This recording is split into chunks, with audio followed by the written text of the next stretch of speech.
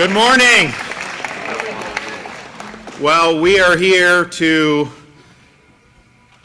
join as Floridians to say that we need to stop this invasion at our southern border once and for all.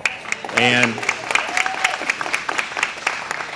we're here. We've got a number of folks that are joining us today. We have General John Haas, who's our Adjutant General of the Florida National Guard. We have Executive Director of the Highway Safety Motor Vehicles Department, which oversees Highway Patrol, Dave Kerner. We have Director Mark Thieme from the Florida State Guard. And then we have Sergeant Anthony Duboisevich, an FHP trooper who has been deployed to the southern border. And then we have Gary Howe, Colonel Gary Howes, Director of the Florida Highway Patrol. Go back to January 20th, 2021. What does Joe Biden do as soon as he gets into office? He opens the southern border. He says he's not going to deport people for 100 days. He issues a slew of executive orders to not just not have the border be fortified, but really to invite people to come in. And when he was running for president, he had said that people are going to be able to come in, and he created an environment where you could pay some coyote thousands of dollars and just get to that border, and you're home free. And so we've seen a huge increase over many years, and now it's as bad as it's ever been at the southern border. We understood this problem in Florida right at the beginning in 2021. And so as this was happening, Texas was scrambling to defend its people, defend its state, and they needed assistance. They weren't getting any assistance from the federal government. Federal government was acting to thwart what they were trying to do. So we stepped up all the way back in 2021, and we've had people on the ground there since 2021. We've had National Guard, we've had Highway Patrol, Fish and Wildlife, Florida Department of Law Enforcement, you name it. They have been there, and they've been making a big, big difference, and they've been able to see a lot of the things that are happening. You know, we have our folks from FHP. They're stopping people from Iran coming across the border, Morocco, all these places around the world, which is just crazy that this is happening. And Director Kerner can talk about it. He's got a whole laundry list of things. They just had an alien from Mexico that they picked up near the border who was wanted for capital murder in the Houston area. So this has been a total disaster. You have massive amounts of drugs pouring into the border, and then the sheer number of people. You know, you don't hear these cities talk about being sanctuary cities anymore, do you? Because they realize you can't possibly take this many people coming in. So we've been assisting from the beginning. We've also taken steps here in the state of Florida. We've signed strong legislation to protect Floridians against illegal immigration, including banning sanctuary cities, including having E-Verify for employers, including increasing penalties for human trafficking and human smuggling. We've also banned local governments and non-government organizations from issuing ID cards to illegal aliens, and we've invalidated out-of-state licenses that have been issued to illegal aliens by states like California. We're not recognizing that here in the state of Florida. And so we've been very, very strong on this. We understand the costs involved, and there are many, many costs. We now have more fentanyl deaths on a yearly basis than we've ever had. It's been going up and up. We've done a lot to stop that here in Florida, and we've had some success in slowing the problem. But when you have this much coming in, I mean, I think they just did, 15,000 pills that they just seized in Florida. Fentanyl pills. They were disguised as Oxycontin. They were really fentanyl. And I've been doing this now for years, raising the alarm on it. When you talk to parents who've lost kids from fentanyl poisoning, a lot of times it's in one of those situations. They think they're taking an Oxycontin or something, which, you know, they shouldn't be doing. But if it's laced with fentanyl, you could be poisoned to death right there. So all of those fake Oxycontin that are fentanyl, you know, those are potential death sentences to anyone that takes it. And so we see that. And the human toll has been incredible that this is happening. Biden has the authority to close this border today if he wanted to. He lacks the will to get the job done. He lacks the capacity to see the problem for what it is and to get the job done. And so the American people are basically left scrambling, and they're left to have to deal with this all on their own. Now, we've done a lot. FHP troopers, since 2021, they've intercepted 150,000 illegal aliens.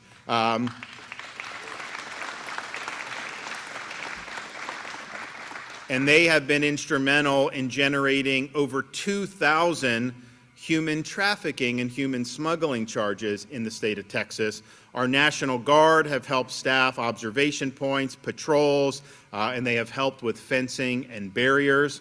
Our Florida Department of Law Enforcement has assisted Texas DPS with arrests of criminal aliens, including violent gang members, and Florida Fish and Wildlife has deployed hundreds of officers, over 500 four-wheel drive patrol trucks, and 24 vessels to assist in patrolling the border along the Rio Grande River. So we have stepped up probably more than any other state has stepped up, and we're proud to do that. However, we don't think this is enough. I believe that a state has a right to fortify its own borders. And so if Texas is helping to erect barriers, putting up razor wire, doing other things to keep illegal aliens out, I want to be helpful with them doing that. I don't want to be part of the federal government trying to tear down these barriers and let more people in illegally. This is crazy that this is the case. So today, we are going to fortify our presence along the southern border. We're providing up to 1 battalion of Florida National Guard, as well as our first ever deployment of the Florida State Guard. And the goal is to help Texas fortify this border, help them strengthen the barricades, help them add barriers, help them add the wire that they need to so that we can stop this invasion once and for all. And the states have to band together.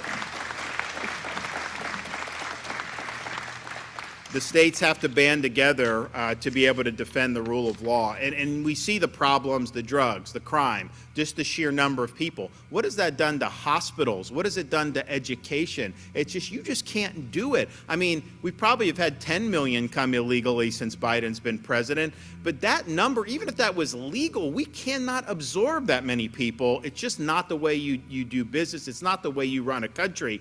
But it's also a larger issue. You know, if we don't have a border, then we are not a sovereign country. You either have a border or you don't. You're either a sovereign country or you're not. So what we're doing today is we're stepping up yet again. We're helping, and I know other states have done a lot, and I'm pretty sure some of these other states are going to do more. But what Joe Biden's administration has done is wrong. What they continue to try to do is wrong. And his failure to do his duty and satisfy his oath of office is something that represents one of the biggest failures of this administration. And that's saying something because there have been a lot. So let's all band together as states. Let's say that our borders matter. Let's say that we're going to support Texas in making sure that we can stop what is happening to our country. So I'm proud to be able to have a lot of people that have served from Florida over these last almost 3 years now. We're going to have more that are going to go, and they're going to do a great job. And this is important. This is one of the most important issues happening in our country today. You know, the people in D.C., they may not think this is that important because it doesn't affect them. You know, they're more concerned about sending your money overseas or doing whatever it is that they do. But this is really important to the American people. And if you look at the potential border deal that they're talking about, where they're going to do some type of reform, first of all, Biden doesn't need legislation to do what he's going to do. Second of all, they're saying, oh, you shut the border down only if you get more than 5,000 illegal aliens a day. Well, that's 1.8 million a year, 1.8 million a year that you're just saying is fine, that's an acceptable amount of illegal entries. To me, the only acceptable amount of illegal entries is 0, and that's what our policy should reflect. So what they're doing up in D.C., I mean, look, a lot of that is they're working for their interests. When you start talking about green lighting, that many more illegal entries, I can tell you, like, this has been a hot issue. I've spoken with people all over the country in the last few years about this. I've never had one person say that what we needed to do is what they're thinking about doing in Washington. Not one person has ever said that at all, because they're not concerned about you, they're not concerned about our country, they're concerned about their own interests. So we're going to bring up some other folks here, but I'm excited to be able to make this announcement.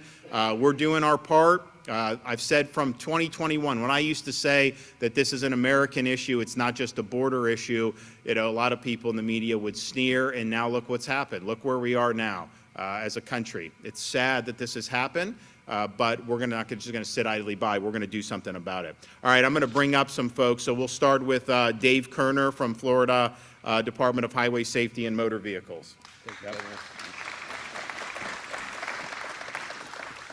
Governor, there's not really much more that I could add about the description and the conditions at our southern border, but I'd like to start by thanking you as our governor and as our leader, not just as the executive director, but as a Floridian, as a resident of the state, for proactively taking the mission to the Texas border, protecting Floridians first and putting the state first. You've always done that as our governor, and we're honored to work for you, sir. Thank you for what you've done.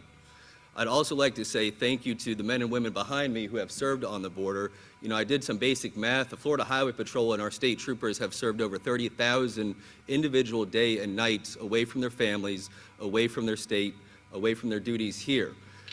Having said that, they are never more committed than they are now to be on the border protecting this state. These men and women behind me, they see the impact of the open border, not just while they're there, but we have 2,000 state troopers in the state of Florida that patrol these roadways and put bad people in jail every day. They see the 15,000 fentanyl pills. They see the 30 pounds of methamphetamine that were just seized last week. They've never seen this type of drug interdiction in their entire careers. And so, Governor, we remain committed to this mission. We're honored to be a part of this mission, and we know that it's a mission of a lifetime. And Director and General, we're certainly excited to have you join us in your capacity to protect the border of the United States and to protect the families and constitutionality and sovereignty of the state of Florida. Thank you, Governor. Thanks. You know, if you look at like some of the write-up that FHP, does in terms of some of the interactions that they've had, they had one instance recently where illegal alien took, I think, like a 1-year-old and threw the 1-year-old into the Rio Grande to try to get people to come, and then I think they thought they could hop on the boat and get across the border. Someone came, tried to rescue, then a lady dropped, I think, like a 4-year-old or something, and then they ended up, it didn't succeed. The kids were rescued, but then they put them back on the other side of the border. But I'm just thinking, like, who would throw a 1-year-old into a river like that? I mean, like, this is just really, really nuts, and we have no idea who the heck these people are who are coming. Do you think they're getting background checks? Do you think they're showing ID? If you want to get on a commercial flight in this country, you got to get basically a cavity search, you got to show ID, you got to go through all the security. These illegals don't even need photo ID. They can fly on our planes without photo ID. You talk about putting the American people last. What the hell are we doing in this country? It is a total farce. General.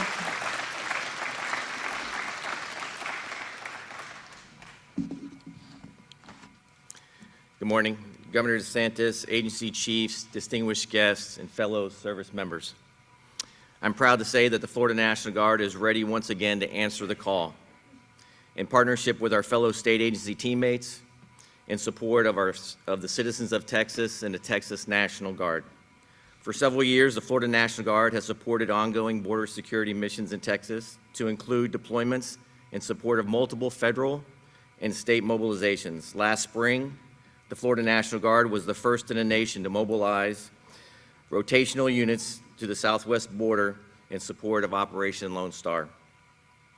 During the deployments, the Florida National Guard provided over 700 soldiers to support border security operations, and today, as directed by our Governor and Commander-in-Chief, we're again mobilizing the Florida National Guard to provide up to a battalion-sized multi-purpose task force to support the security operations along the Texas border, while continuing to provide critical support to our citizens in the state by conducting ongoing security efforts and related mission sets here in Florida, to include interdiction missions, supporting the Florida Highway Patrol, continued staff support for the Department of Corrections, and sustained aviation support in the Florida Keys. I thank the brave men and women of the Florida National Guard, their families, and the employers who continue to serve and support the great state and nation. The Florida National Guard is always up to the task and will represent the state of Florida well in this very important mission. Our governor has a unique military perspective because he has served our country in uniform. As a naval officer and judge advocate general, he knows firsthand the dedication and discipline required for missions such as this. Governor, thank you for your leadership and for the confidence and enduring support of your soldiers and airmen who proudly serve and answer the call whenever and wherever needed. Sir, your Florida National Guard is always ready, always there. Thanks. All right, Director.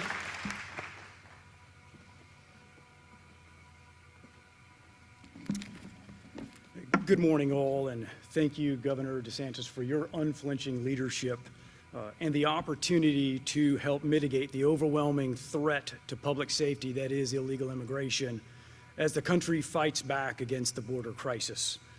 At the Florida State Guard, we are prepared to stand shoulder to shoulder with our teammates in the Florida National Guard, the Florida Highway Patrol, the Florida Departments of Law Enforcement and Fish and Wildlife, to provide direct support to our brothers and sisters in Texas who are grappling with an unprecedented surge of illegal immigration that threatens their borders and their interior. During Idalia and other severe weather events during this season, our soldiers demonstrated emergency response capabilities as reliable and professional partners, responding to all threats to public safety. Since reactivation of the Florida State Guard, our soldiers have been trained and credentialed in emergency response and public safety and humanitarian assistance operations. Our response to the governor's call to action in support of Texas is deeply rooted in our unwavering commitment to support public safety in times of need. The dangers of the border crisis do not stop at state lines and are far too great for any one state to ignore or to overcome. We in the Florida State Guard are postured to deliver rapid response to any and all threats to public safety wherever and whenever the need arises. Thank you for your interest, and thank you for supporting our Florida State Guard soldiers. All right, Sergeant.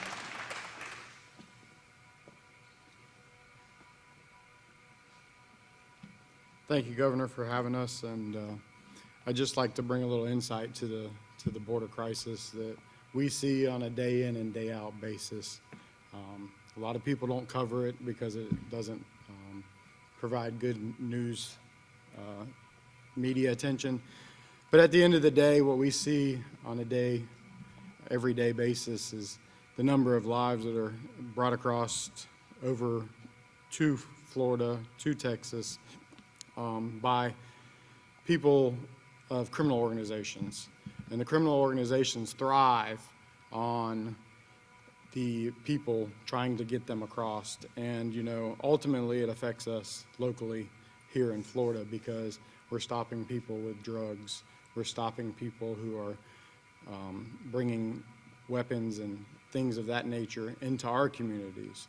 And having to deal with these individuals on the side of the road that have no regard for anybody's life. They don't care about anybody that they're bringing across. The big picture for them is making a profit, and that we see on a day in and day out basis. So that's why we're so willing to go across over to Texas and try to help prevent those things from coming over to Florida.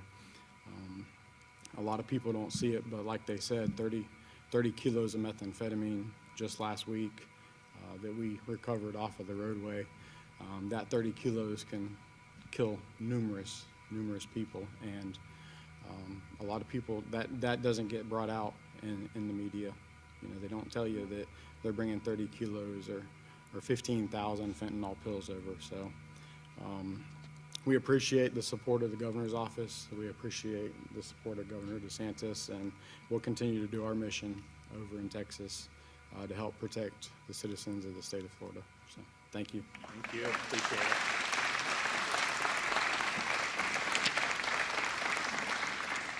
Well, we're going to continue doing our part. This has been an ongoing issue. It's sad that it's gone on this long. It's sad that you don't have a president willing to just put his foot down and say, I'm not going to let this happen to my country. But in the absence of that leadership, in the face of the dereliction of duty, we're going to step up and do our part. So you're going to have Florida folks. You have them there now. You're going to have more Florida folks there, because I think this is an American issue. I don't think it's one state's issue, and I think we have to do the right thing here. So I'm proud of what all these folks from Florida have done over these last couple years, and I'm proud of what they're going to do as we really come into a really important inflection point about whether we're even going to be a country anymore or not. And I think if we're able to help Texas fortify this, then I think there'll be a lot of hope for a lot of people. So thank you. Yes, sir.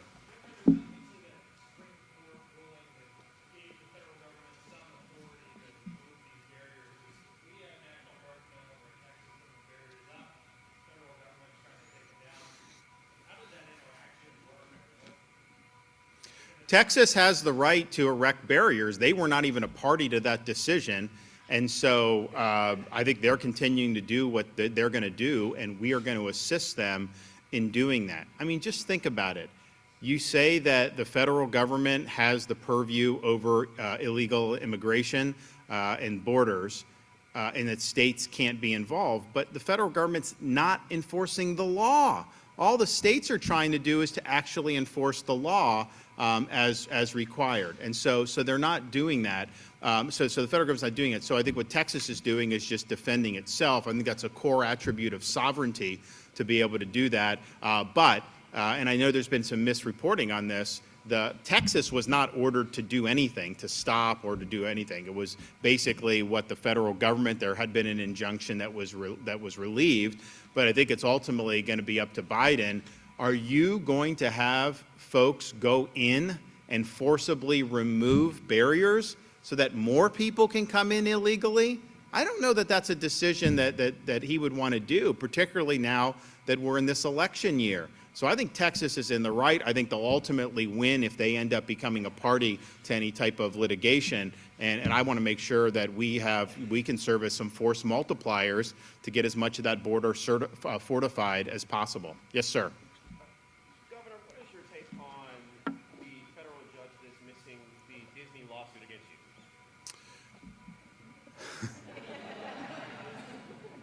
Well, first of all, we stood up for the innocence and well-being of the children of the state of Florida, and that's the right thing to do.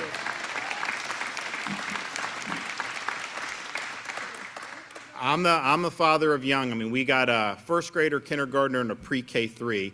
And so my wife and I believe, and I think the vast, vast majority of parents in Florida and throughout the country believe, kids should be able to just be kids. You go to school, you're not having an agenda shoved down your throat, you're not being told that you can switch genders, you're focusing on the basics. And so that was ultimately the initial fight, was about that.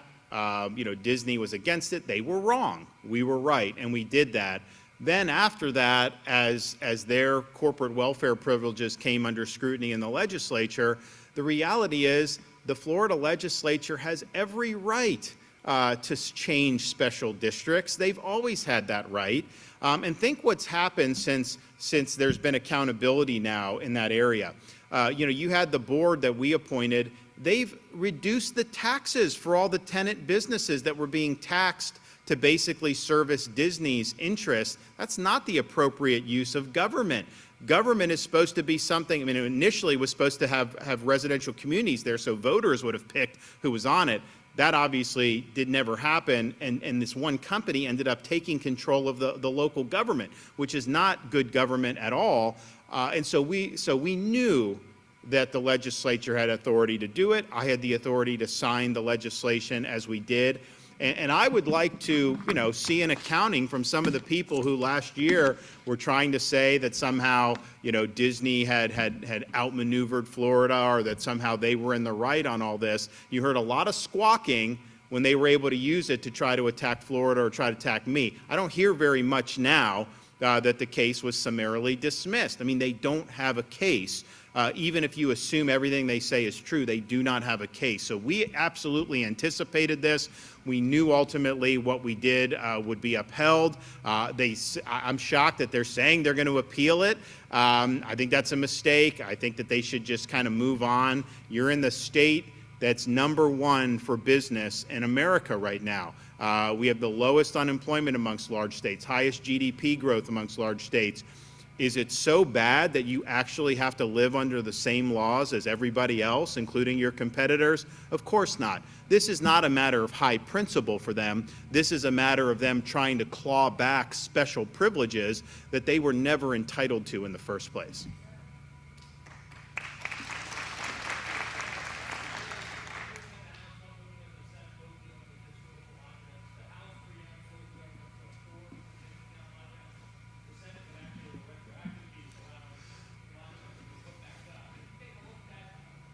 I have not seen the legislation, but I've been very clear ever since I've been governor. I do not support taking down monuments in this state. We've got to stop with this, okay? You know, it's like you learn from history, and you do that. But to try to just say, and here's the thing, when they'll say, oh, well, 5 years ago, it's like, oh, well, they just didn't want some Civil War general or whatever. And then now that's turned into taking down Thomas Jefferson and Teddy Roosevelt and Lincoln, taking Washington's name off schools. It is nuts. And so I've just said, no, we're not going to support removing any monuments or taking down any statutes. We've created some protections when we did the anti-rioting legislation because people were trying to topple stuff, so we added some penalties there. But I think it's totally appropriate for the legislature to say, you know what, we're going to stop the madness. We're not going to do. I heard people in Jacksonville want to take down Andrew Jackson. What are we going to rename the city? I mean, come on. We've got to stop doing this, and I think that it's not something that's going to end up working out well for us, and especially it's like, you know, who's next? Okay, you're already up to like Lincoln and Teddy Roosevelt. I mean, you're going to go on and on there, because if you're going to apply some type of hyper woke 21st century test to pass people, you're going to run into turbulence with MLK Jr. You're going to run into turbulence with a lot of people. And it's like, is that really how we view history? No, history is what it is. You learn from it, and then you try to do the best you can going forward. So I'm 100% against removing the monuments. I think it's just gone too far. Yeah, so I have to look at that. I mean, look, anything that's been taken down since I've been governor, that's not anything I've supported. I don't know how many have been. I know there's been controversy here in this area. I think it's been relatively minor, but my view is you don't take down. And so if someone is taken down, I think that's a mistake. Yes, sir. Governor, speaking on genders, what do you say to your constituents who are transgender and they feel targeted about this new rule about driver's license? It's not targeting anybody. It's just we got to recognize what's the fact, okay? You're born one way or another. There's only two, okay? You know, I get this like thing where people say like, you know, you have a baby and it's like a gender assigned at birth. No. I mean, God's been doing this a while, okay? It's either one or the other, and that's just what it is. Now, how someone conceives of themselves and all that is subjective, okay? And so I think what we have to do from the state perspective is just focus on the objective biological realities, because the minute you go off of that, the minute it can be subjective, well, what else can be subjective? And there's a whole host of other things that you could just say is that. So it's not targeting anybody, it's just how do you have to root your policy? And I think we just have to root our policy in truth and in fact. And so that's what it is. You're born one way or you're born the other, and that's just how we got to roll. Yes? Yeah, I mean, I think that they're in contact with Texas DPS. Basically, Texas has had this EMAC request. It's been pretty standard. This is not necessarily anything new that they've needed support. They've been asking for support, so it's in response to that. But I do think for us, we really started thinking about, we've done a lot, but we saw what was happening with the barricades, and we wanted to make sure those barricades could be erected. And so if our folks can help with that, we thought that that was something that was very important. So, so they're going to be working together. Exactly where they'll go will really be done in conjunction with Texas. I anticipate people will start moving out relatively shortly. And will likely, be busing a lot of people over to the state of Texas. So I think it's a great mission. It's interesting, having talked to folks who've done it, there's a lot of passion in this mission for folks. I've talked to a lot of the FHP guys, FDLE. It's not easy work because you're away from your family. You're in some of these places in Texas, South Texas. As a native Floridian, I remember we did an event there in June on the border. That was the hottest I've ever been in my life. Hotter than Iraq. Hotter than Florida in August or September. I mean, it was really, really bad.